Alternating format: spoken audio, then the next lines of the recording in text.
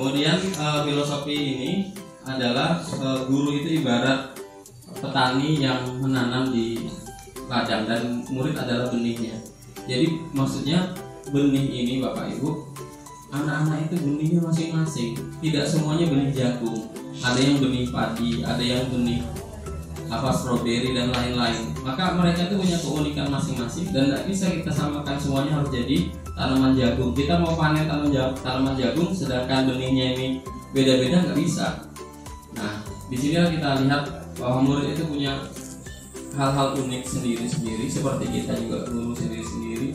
Ada yang suka musik, ada yang tidak, ada yang ini, ada yang itu. Itu keunikan unik murid-murid kita, gitu ya. Kemudian selanjutnya pendidikan ini ya gunanya adalah untuk menajamkan pikiran, menajamkan perasaan, menajamkan kemauan dan menguatkan jasmani. Jadi ada 4 bagian itu yang harus disesuaikan dengan kodrat alam dan kodrat zaman. Kodrat alam itu maksudnya di mana anak berada. Zaman itu adalah waktu anak berada atau saat ini anaknya sedang ngapain, sedang berhubungan dengan hal apa, maka kita memang harus dekatkan dengan itu. Mereka berada di lingkungan yang seperti apa, maka kita harus dekatkan seperti ke arah itu. Kemudian, nah ini yang penting sekali dalam teori pendidikan. Memang selama ini saya juga pernah baca dan saya pernah mendapatkan, mungkin teman-teman juga pernah mendapatkan teori tulisnya. Yang kedua, teorinya adalah murid itu sudah bawa semuanya dari lahir, jadi kita tidak mengaku. Itu teori negatif namanya. Nah, teori yang ketiga ini yang yang juga diperjelas oleh Ki Hajar Dewantara ini, bahwa sebenarnya murid itu lahir sudah tertulis memang, tapi masih samar-samar. Jadi dia itu potensi negatifnya ada, potensi positifnya ada. Nah, tugas kita guru ini menuntun untuk menebalkan yang positif baik. Anak-anak kita tuh ada galau negatifnya. Ada yang penakut, ada yang terlalu melawan, ada yang mulutnya cak mano dan sebagainya. Nah, yang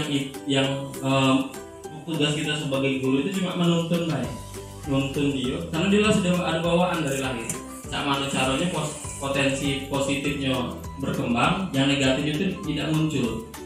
Nah, kemudian ini proyeksi pendidikan Indonesia masa depan. Jadi kita dalam kurikulum Merdeka dan kedepannya ini arahnya mau ke profil pelajar Pancasila. Profil pelajar Pancasila ini ada 6 dimensi. Ada beriman, bertakwa kepada Tuhan dan berakhlak mulia, mandiri, nalar kritis, kreatif, gotong royong dan kebinekaan tunggal, kebinekaan global. Jadi maksudnya mandiri ini mereka tuh mau belajar, bernalar kritis ini mereka berpikirnya tidak tertutup, ya, melihat sesuatu mereka berusaha untuk mengkritisi.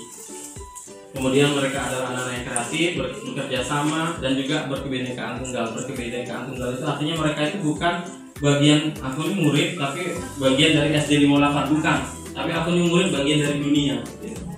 Harapannya ke arah situ. Nah, lanjut. Kemudian, nah inilah peran kita tadi berhubungan dengan apa yang disampaikan Ki Hajar. Terus selanjutnya apa aset Delila?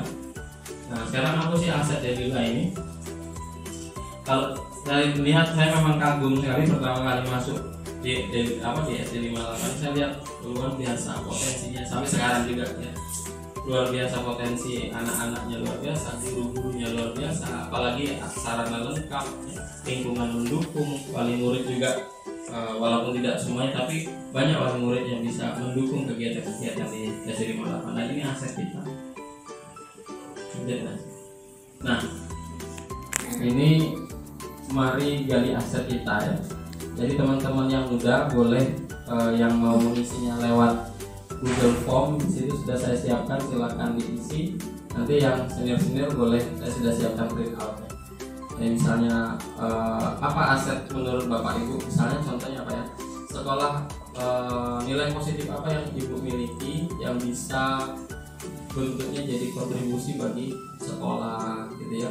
Terus nggak usah yang dilihat yang negatifnya, tapi yang positifnya dari diri kita. Kan tadi ada berpikir positif ya, yang negatif nggak usah diikutkan dalam tulisan ini.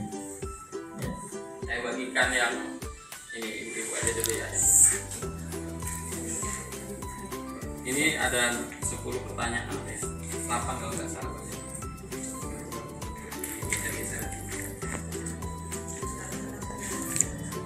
Kalau yang mudah nanti saya kirim di ini aja, di apa, di grup WA boleh ya. Nah kemudian ya, oh iya, saya cuma menyiapkan kalau yang butuh dengan kertas, kalau nggak butuh dengan kertas juga nggak apa-apa, langsung ke ini ya, ke mana? Yang senior boleh mengambil itu ya, silakan Pak Senior.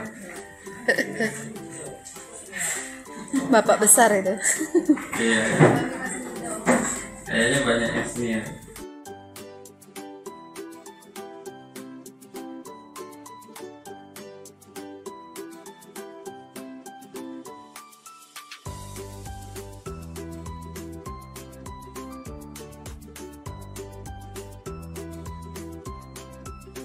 Bagaimana mewujudkan dirilah best dalam arti yang ya, kalau best artinya terbaik, jadi dirilah tetap menjadi yang terbaik, tapi kepanjangannya kira-kira bahagia, inovatif, sehat, dan teknologi adaptif, kira-kira seperti itu.